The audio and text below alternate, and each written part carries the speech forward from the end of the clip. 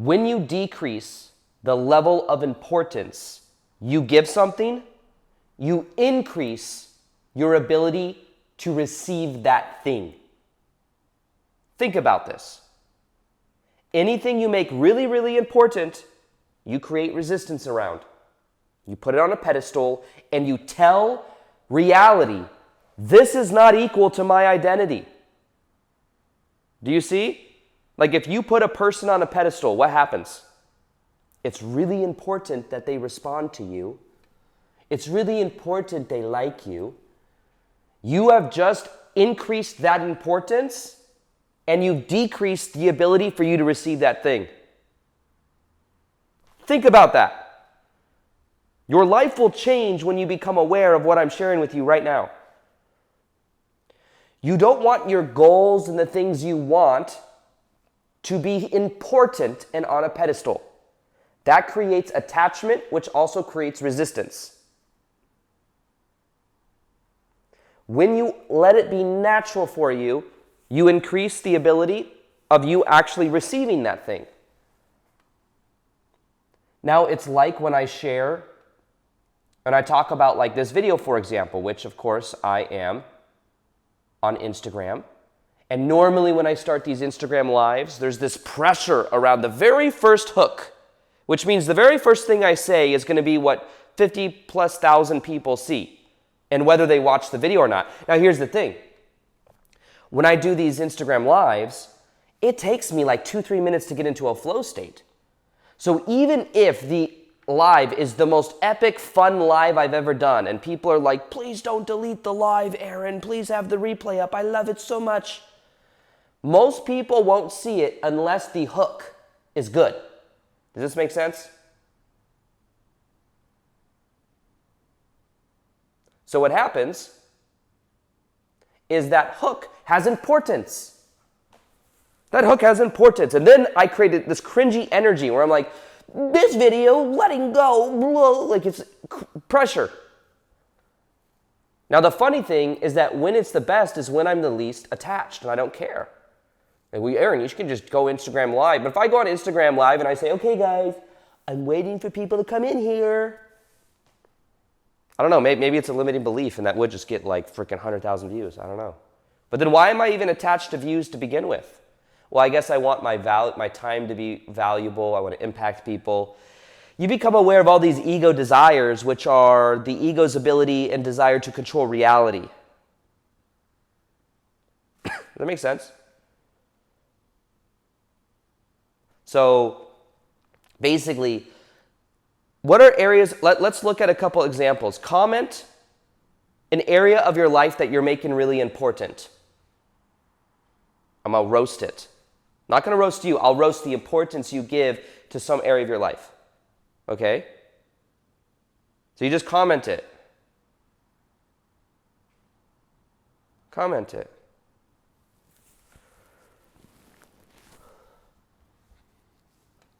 All right?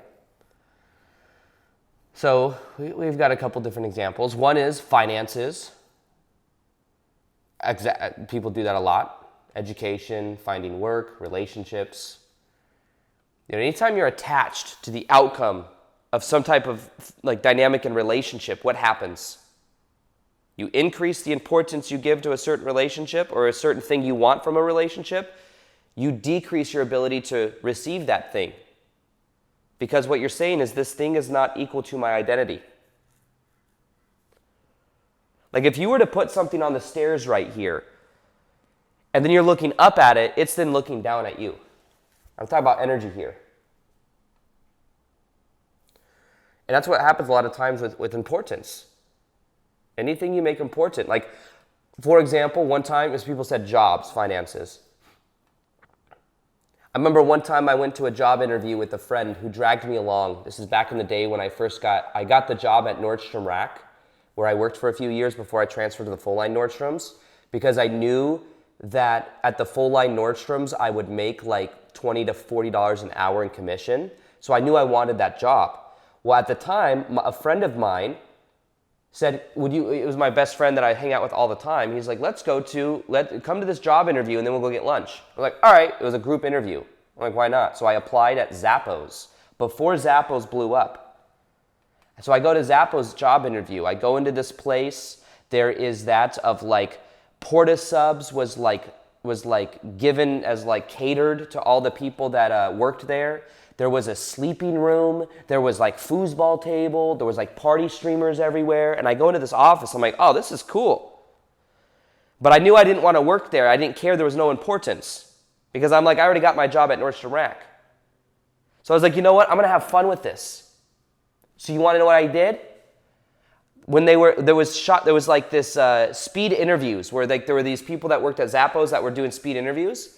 I was like, I'm just going to be as weird. They said they liked weird people. And I'm like, well, I'm pretty freaking weird. I'm just going to be as weird as possible. I'm just going to really show weirdness. I would exaggerate weirdness too. So what happened is, I was like, I didn't care if I had that job. So what happens is they're asking questions. They're like, what do you like to do in your free time? And I'm like, I like jump rope. Have you ever jump roped? I was like, I like jump rope and hopscotch. Sometimes I do hopscotch tournaments in my neighborhood, and I get a whole bunch of people, and we do like betting. Like I just made this freaking thing up just because I was like killing time, having fun, and I was just having fun with it, just kind of joking around and just going on rants about how I like jump rope and hopscotch. And what ended up you guys want to know what ended up happening? I was just being ridiculous. What do you think happened?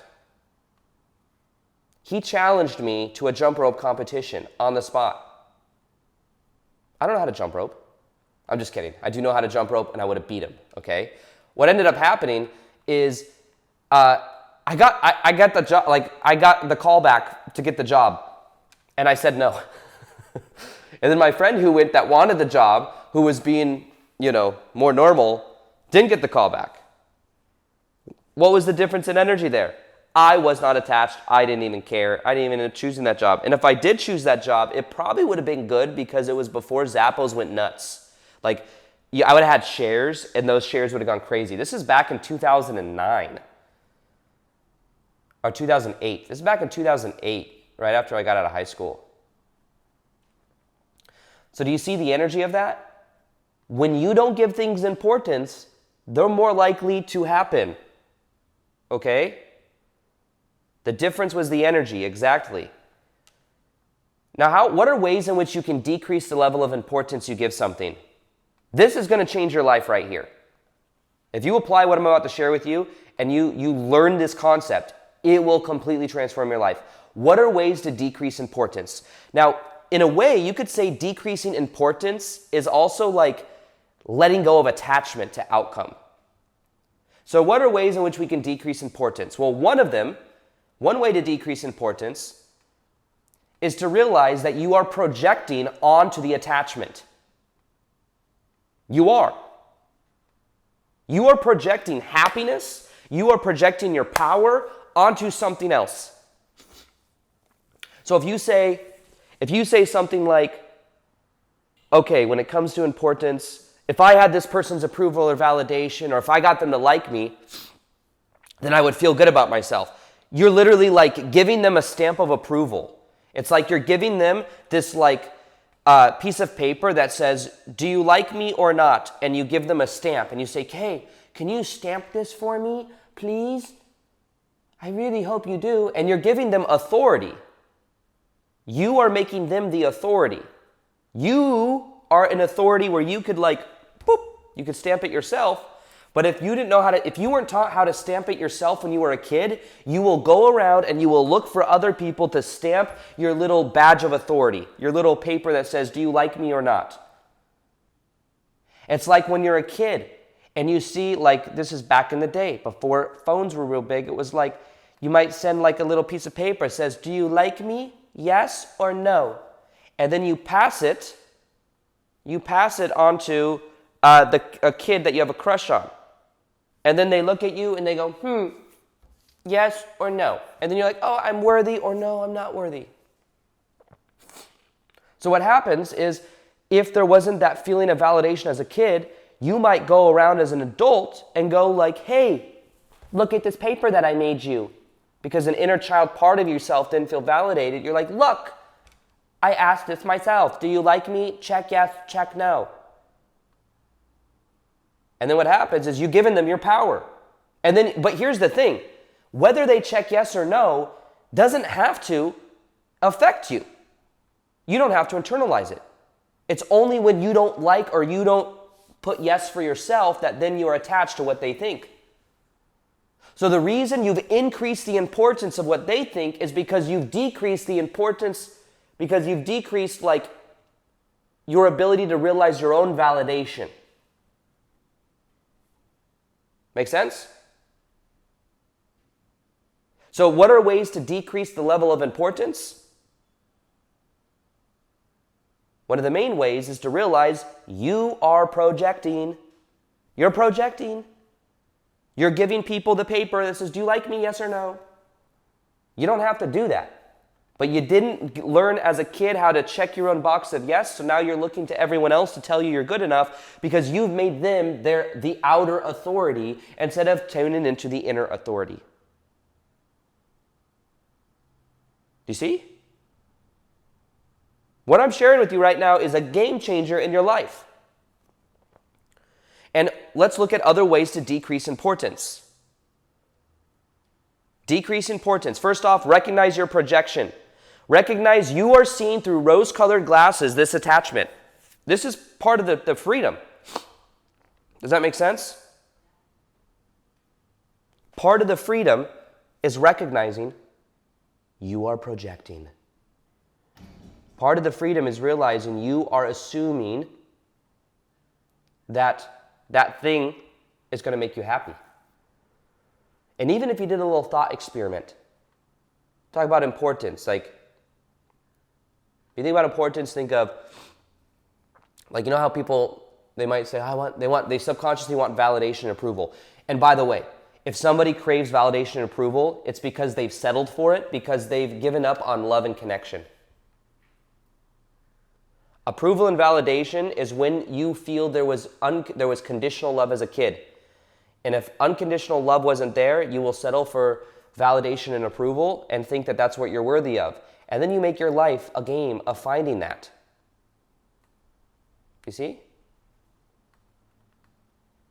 It's a game. How can I find that? How can I find that? The only reason you want validation and approval is because it's the ugly step cousin of love and connection. Now the key is loving and accepting yourself. Also accepting yourself, even validating the inner child that wants to feel validated, loving the inner child that needs. Make sense? Where was I going with this though? I was talking about, so we talk about attachment, and recognizing that we're projecting onto attachment and that projection is creating a form of resistance. Recognize first off that you are projecting onto it, you're attached to it because you believe that that is going to make you worthy or it's going to somehow fulfill some need.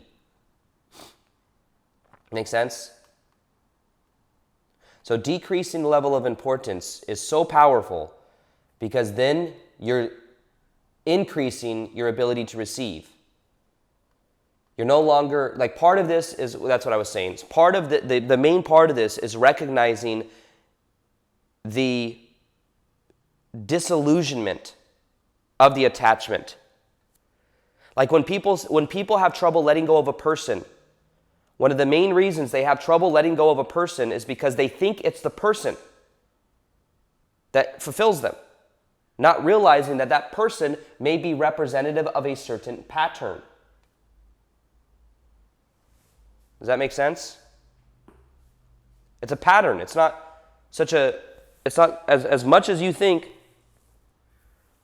that it's the person, it's the pattern. It's the pattern.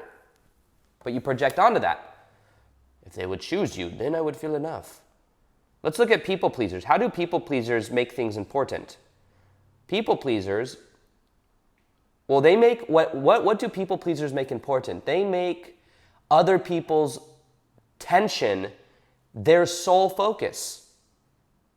And they're so focused on decreasing the tension in other people that they take on the tension themselves.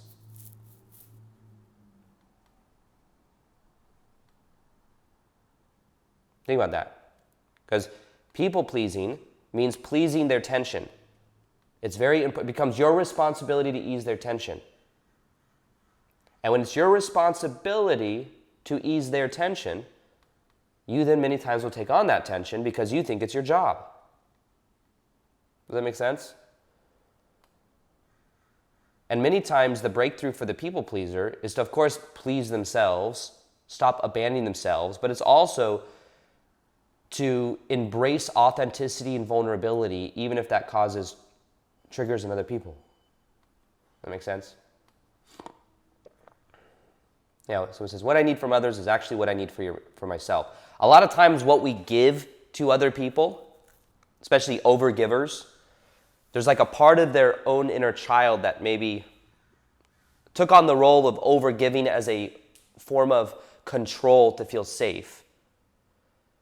But secretly, if they were to put that energy in themselves, they would begin feeling way more fulfilled. Does that make sense? Somebody asks, how do we know what is projection and what is real? What a question. At my live event recently here in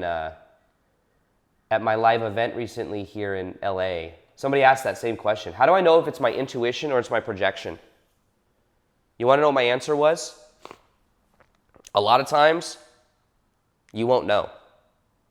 The factor asking the question is good. There are many times where I am becoming aware of certain patterns in my life, and where I'm becoming aware that partially certain things are projections, and partially it's also true. It can be both. And the thing to become aware of is to be asking yourself that question is powerful in of itself, but a lot of times they're intermixed. Like I had something that happened with a business friend of mine where there was a decision I wanted to make in the business, and the decision I felt very clear on, and I expressed this.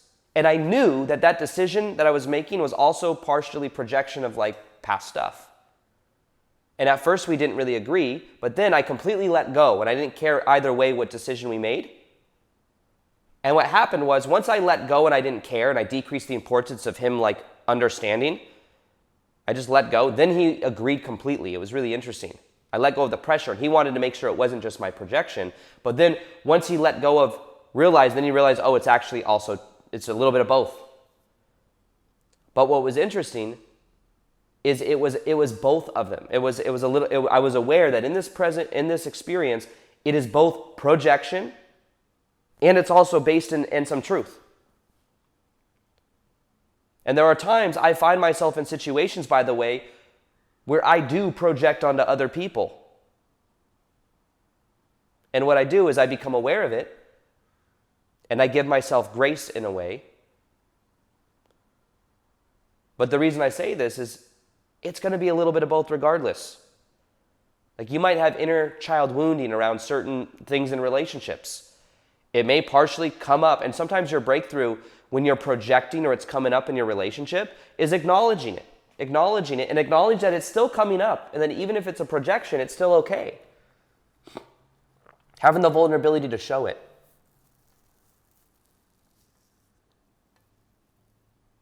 So I also project, and then I judge myself for projecting, and then I feel kind of dumb, but then I also accept that part of me that did that because you're always doing the best you can at the level of consciousness you're at. It gets tricky because reality is a reflection of what you believe to be true, and the unprocessed stuff from childhood does get projected out. So it's a little bit of both. That's a great question. When you decrease the importance of something, does it allow you to have more fun? What do you think? If you make something really, really important, it's normally a very serious energy. You know how often it happens that people attract love when they stop looking and they stop making it important that they find it? A lot of times also, they'll shift into having more fun.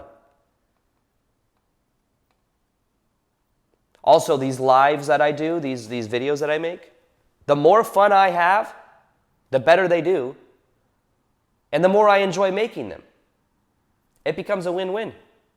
Win-win-win all the way around. So decrease in importance is decreasing the seriousness and the attachment to outcome. Think about perfectionists. Something must be perfect. Really important attachment to the outcome of some end result, as if there is an end result. When you fall in love with the process, that's a way of decreasing importance. Does that make sense? When you decrease the level of importance, you can have more fun and you enjoy it more. How to give up control in a relationship because of deep trauma in childhood. So it sounds like you're aware that the control in your relationship is connected to deep trauma in childhood. Normally it is. Because if you just accept that love comes and goes, or that love is always there, or that it's also like within you, there's less need to control outer reality. But if when you were a kid, something happened in the unknown, and then it was like, I must now control what people think, how I feel, etc., how you feel. That's people-pleasing is even a control mechanism. If you're trying to please other people, it's a mechanism of control that allows you to feel like you're able to turn down the level of tension in other people so that you can feel good about yourself and that so you don't feel their energy. Because their energy feels like your responsibility. It's a control mechanism. So how do you get rid of control mechanisms? You become aware of it first off. And then you ask yourself, when did I pick up this mechanism? When did I pick up this ego survival tool? The ego is the one that wants to control.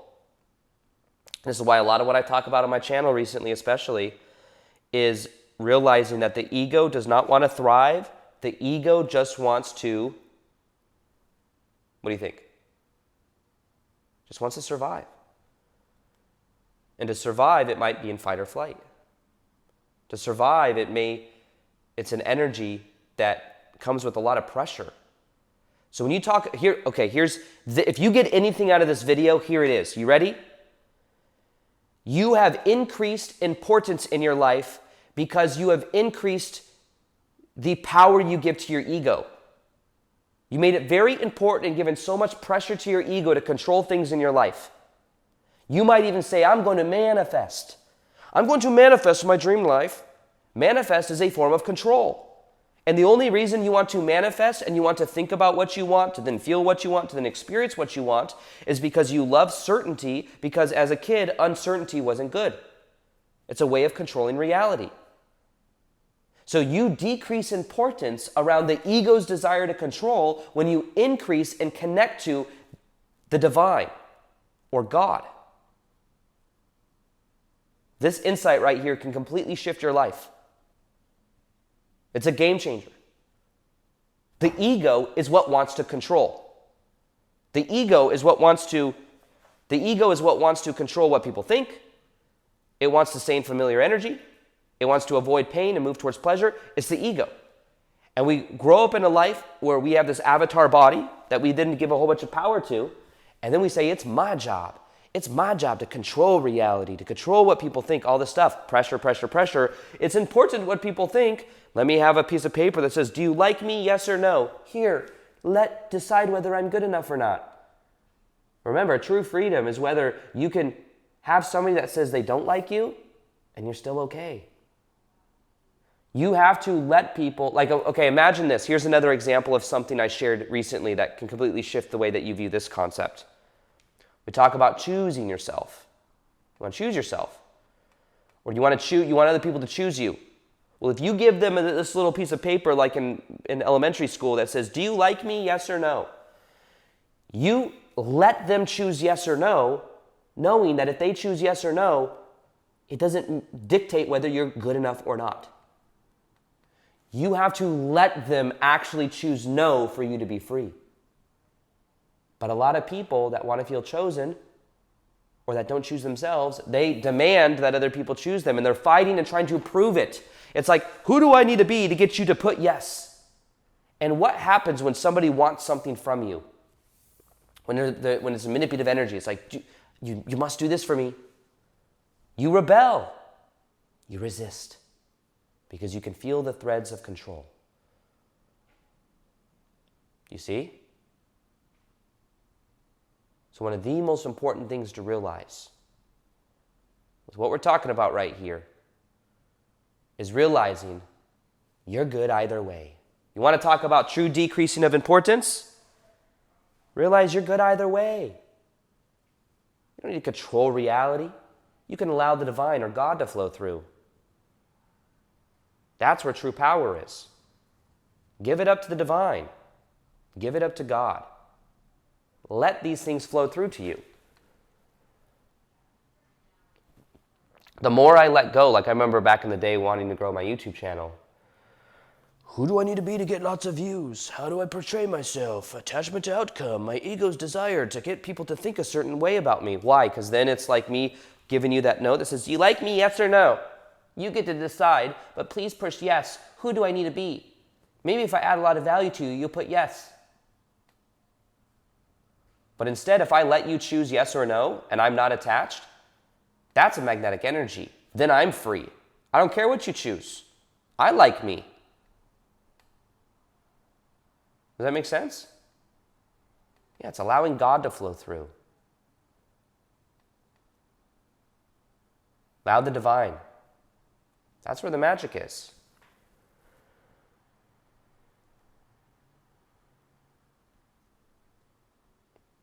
Yeah. Yeah, good either way. I'm good either way. I'm not believing that this thing is the end-all be-all to my happiness. I'm not projecting onto it all the importance. And when you decrease the level of importance towards something, you increase the ability for you to receive that thing.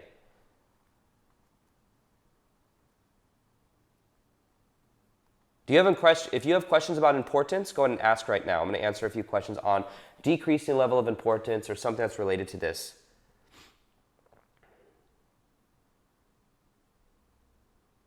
Someone says, you said one should trust the unknown. Then how can one achieve their goal? How does one do it? So trust in the unknown. You can still have a goal or an intention, but your attachment to believing that the ego is what's doing it is where the shift can happen. If you want a powerful shift, I've shared this analogy before. It'll change your life and you'll think about it for a while. Maybe the way that I did. Maybe not. But the idea is, can you make a plant grow? You've heard me talk about it a few times. Can you make a plant grow? Some people say, yes, I can. I have a green thumb. Do you really? Can you make it grow? No, you can set the conditions up for it to grow. You can put it in the sun. You can water it. You could do these things, but God makes the plant grow. Your job is to set up the conditions. So how can you set up the conditions for certain goals? How can you take action? How can you learn the skills? How can you choose it's who you are? How can you embody that energy? Those are things you can do. To trust the unknown will take a leap of faith regardless. It will take a leap of faith regardless. Because you're letting go of what you know. What you know might be limitation, might be attachment to outcome, might be a lot of resistance, it might be importance.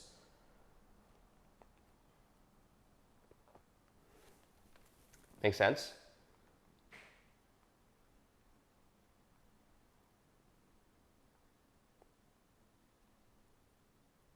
Yeah.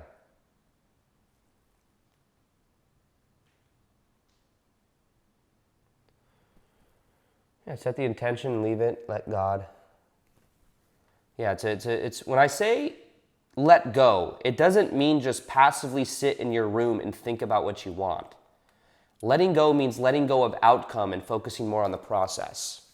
It means focusing more on who you are being. It means enjoying the process, having fun. It means pouring the energy back into yourself. Whereas a lot of times you might project it onto other people. That make sense?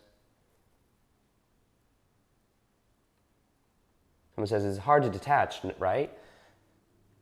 Hard to detach. Is it hard to detach?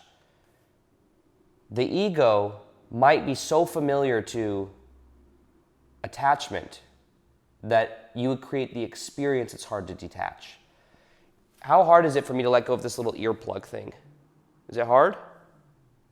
It's easy for me to let it go. But what if I told myself a story that this earplug, if it hits the ground, it's lava, Like imagine, like you think of importance, think of this analogy. You know when you're a kid and you're like, ooh, the carpet is hot lava. Ooh, it's hot lava. If it were really hot lava, you'd be walking on the edge of the couch in fear and shaking if it were really hot lava. A lot of importance. But when there's not hot lava, you just freaking walk on your couch, jump on this thing, jump over here, it's no big deal. You walk on the edge of a cliff, it could be a freaking 3 feet long thing that's easy to walk on, but if there's 1,000 feet on each end that goes down, importance, resistance. Part of it's realizing that a lot of our mind is what creates the 1,000-foot drop. Is it really there?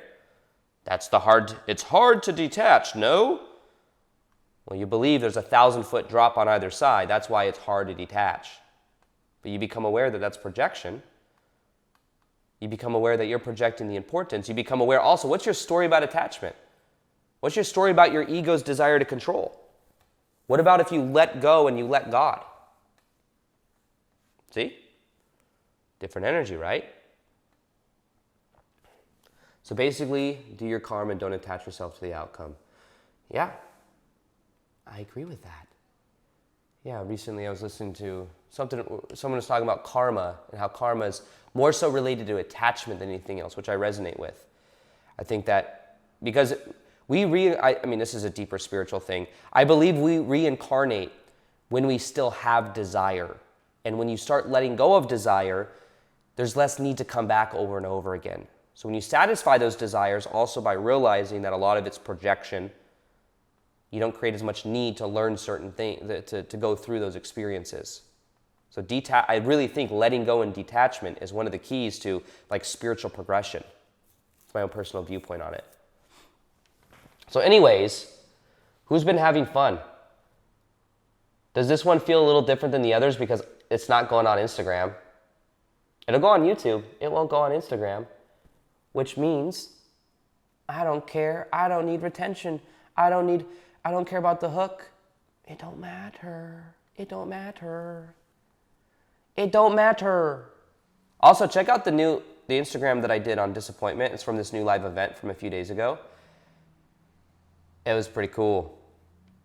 I love the camera angles. I love the lighting. Just everything looked so cool. And then it was a cool breakthrough. It's on my Instagram on disappointment. Anyways, other than that, what else do I want to talk about? Anything else? Not necessarily. We've got the London live event that's coming up September 26th, 27th, 28th. If you want to join, you can comment London or you can DM me London because this is not going out after right now. So, or you see the link in the description box below. The London live event is 26th to 28th.